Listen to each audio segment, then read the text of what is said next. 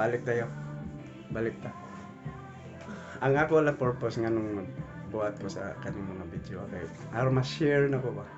Ma-share na ko kung sa kinabuhi sa abroad, sa kinabuhi sa Canada, kung kinsa tong mga andoy makaabot dire or mga abroad. Oy, nakalimot ko share sa akong ref, nasa ko'y stock sa ref, nakalimot ko share. Naglik mana. Dire okay man kinabuhi, pero ang kontra lang yun nimo kay ang homesick.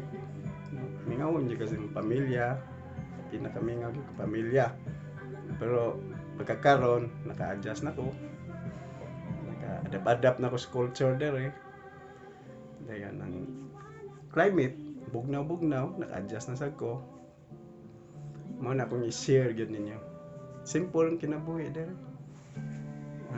Puyo kinakuha, simple lang. Manang, ayaw yung magkuhan.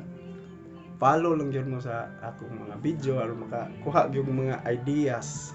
Ako padagan pa ko i-share sa akong trabahoan, kung sa'y trabaho na ko. Basta follow lang yun mo sa Bisaya sa Canada. I-follow lang sa YouTube. Salamat. Yours.